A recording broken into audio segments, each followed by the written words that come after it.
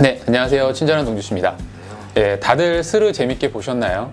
스르에서 흉부외과 이야기가 자주 나오잖아요. 감염성 심내막염인데 항생제를 쓰면서 기다리기에는 색전증이라고 균덩어리가 떨어져 나가 혈관을 막을 우려가 있어서 감염성 심내막염을 진단받은 환자 이야기가 나왔어요.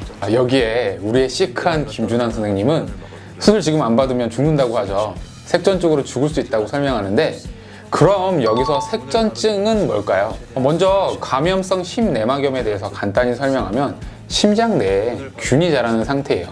보통은 판막 주변에 이런 균 덩어리가 자라게 되는데요. 그렇게 균 덩어리가 자리 잡고 있으면 그 조직은 튼튼한 조직이 아니에요. 그래서 심장이 움직일 때마다 곧 떨어질 것처럼 덜렁덜렁 거리죠. 이러다가 떨어지게 되면 심장에 균이 없어져서 좋을 것 같나요? 절대 아닙니다. 그런 순간 우리 몸 정말 큰일이 나죠. 심장에서는 혈액이 뿜어 나오죠. 우리는 그런 혈액을 동맥혈이라고 해요. 이 동맥혈은 우리 몸 구석구석을 돌아다니면서 장기들의 혈액과 영양분을 공급해주죠. 그런 혈관에 이런 균덩어리가 들어가면 어떻게 될까요? 장기로 가는 혈관, 특히 가는 혈관들이 막히게 되는데요. 그럼으로써 장기들의 제대로 된 혈액이 공급되지 않아서 장기 부전들에 빠지게 되죠. 뇌혈관이 막히면 뇌경색, 신장혈관이 막히면 신경색, 콩팥경색, 우리 몸 팔다리의 끝부분이 막히게 되면 팔다리에 괴사까지도 올 수가 있게 되죠. 그만큼 우리 몸에 장기들을 다 망가뜨릴 수 있어요. 어디에 얼만큼 손상을 입힐지 모른다는 것도 문제죠.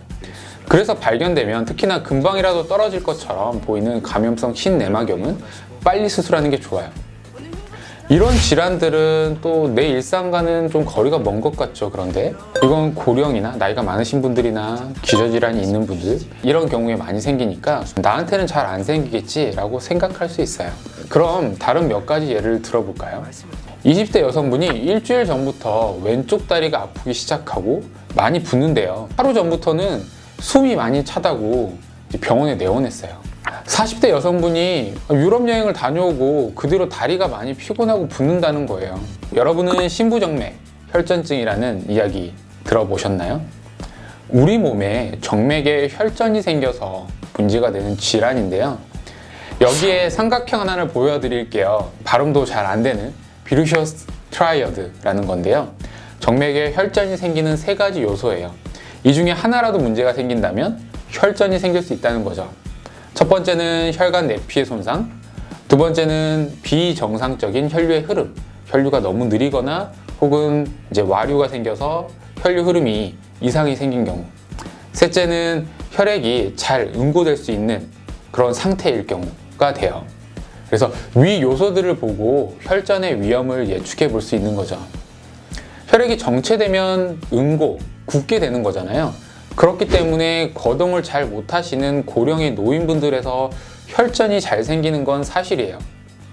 하지만 앞서 설명드린 케이스들은 두 분 다 젊은 분이었죠. 그런데 두 분 다 다리가 아프다고 오셨어요. 다리 쪽에 무슨 문제가 있겠죠? 검사 결과 다리의 심부정맥에 혈전이 있었어요.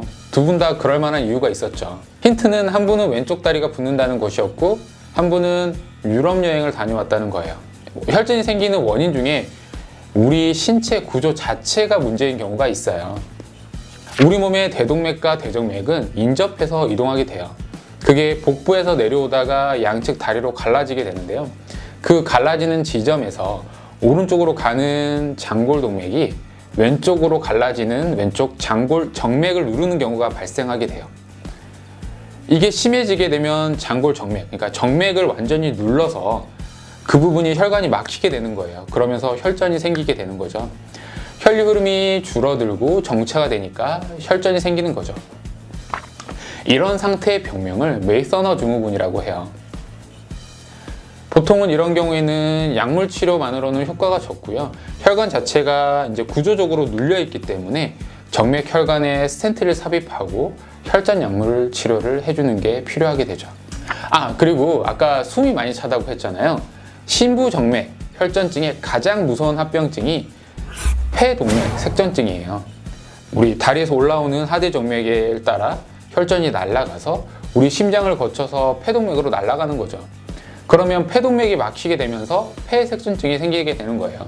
우리 몸에 가스 교환, 그러니까 산소나 이산화탄소 교환을 해주는 중요 장기인 폐혈관에 색전증이 생기게 되면 우리 몸은 굉장히 큰 문제를 일으키게 돼요. 사망률도 굉장히 높은 질환이 되죠. 이런 경우에는 대정맥에 있는 혈전이, 그러니까 우리 복부에 있는 혈전이 폐동맥으로 가지 못하게 그 하대정맥에 필터라는 기구를 삽입하기도 하죠. 그 다음 두 번째 케이스를 보게 되면요, 유럽 여행을 다녀온 후 갑자기 다리가 붓는다고 하잖아요. 이분도 다리 정맥에 혈전이 생겼어요. 이유는 오랜 여행, 특히나 비행기의 좁은 좌석에 오래 가만히 앉아 있다 보면 혈류의 흐름이 정체되고, 그리고 비행기 안에 습도가 굉장히 낮아요. 그래서 혈액의 점성이 높아지게 되면서 혈전이 생길 수 있는 거죠. 일명 이코노미 클래스 증후군이라고 해요. 그래서 장시간 비행기를 탈 때는 중간중간 일어나서 움직여줘야 하고요. 습도 때문에 탈수가 잘 생길 수 있어요. 그래서 물도 자주 잘 마셔줘야 해요. 두 케이스 모두 젊은 분이었어요. 그만큼 혈전이 생기는 것은 누구나 생길 수 있다는 거죠. 두 분 다 그냥 단순히 하지정맥류인가? 라고 생각하시고 오셨어요. 여기서 또 놀라운 것은 하지정맥류도 신부정맥 혈전증의 원인이 될 수도 있습니다. 그럼 다른 원인들은 또 뭐가 있을까요? 굉장히 많은 원인들이 있는데요. 이 원인들은 다 이 비루쇼 삼각형의 요소들에 영향을 미치는 것들이에요. 그 중에 대표적인 것들을 몇 가지 말씀드리면, 일단은 거동을 못하고 외과 수술 받거나 종양이 있거나 혹은 고령이 원인이에요. 그리고 우리 몸에 혈액을 응고시키는 여러 인자들이 있는데요. 그 인자들이 문제가 되는 경우도 있어요. 하지만 이런 경우들은 다 질환이 있고 당연히 그럴 수 있겠구나 라고 생각할 수 있어요. 그럼 그냥 우리 일상생활을 하는 사람들과 연관성 높은 원인들은 뭐가 있을까요? 가장 흔한 것은 비만, 흡연, 당뇨, 고혈압도 원인이에요. 특히 앞에 비만, 흡연이 굉장히 큰 원인일 수 있어요. 우리 심혈관계의 위험 인자들이 원인이 되는 거죠. 아까 좀 전에 설명드렸다시피 그 삼각형에서 내피, 손상도 원인이 될 수 있잖아요. 그런 흡연이나 이런 것들은 반복적으로 하다 보면 이런 혈관 내피 손상을 입힐 수 있기 때문에 원인이 될 수 있어요. 특히나 또 호르몬 약물을 복용하는 경우에요. 여러 이유 때문에 호르몬제를 복용하기도 되지만 우리가 흔하게 접할 수 있는 게 바로 피임약이에요. 피임약을 복용하게 되면 그로 인해 이제 혈액의 응고 위험이 높아지게 되는 거죠. 또 하나는 임신이에요. 임신. 여성분들은 진짜 아이를 가지고 굉장히 경이로운 사실 과정을 겪게 되는데, 이 임신이 또 이런 혈전증의 원인이 될 수 있어요. 임신 기간 중에 이렇게 커진 아기집인 자궁이 커지면서 이런 정맥혈관을 압박해서 혈진이 생기게 되고요. 그리고 산후기나 이런 기관들이 있으면 이런 것들도 혈액 응고성이 좀 높아지기 때문에 혈전의 이제 큰 원인이 될 수 있죠. 그리고 척추증만증도 원인이 될 수 있는데요. 이것은 아까 말씀드렸던 메이서너 증후군에서 장골동맥과 장골정맥 그 뒤쪽에 척추가 있게 되는데, 척추측만증이나 척추 이상이 있으면 그게 더욱더 혈관을, 정맥을 압박하게 되면서 이런 혈전증을 발생시킬 수도 있게 되죠. 그리고 하지정맥류도 원인이 될 수 있는데요. 이것은 계속 하지정맥류가 있게 되면 혈액이 앞으로 계속 잘 가줘야 되는데 이게 역류하면서 와류가 생기게 돼요. 이럼으로써 아까 비루쇼 삼각형에서 그런 혈류의 흐름이 이상이 생기면서, 그러면서도 혈전이 생길 이유가 될 수가 있는 거죠. 이런 우리가 아무렇지도 않게 생각하는 것들이 원인이 될 수 있다는 거예요. 갑자기 앞에 설명드렸던 다리 통증이나 붓는 증상, 숨차는 증상이 있다면 꼭 내원해서 확인해 보셨으면 좋겠습니다. 감사합니다.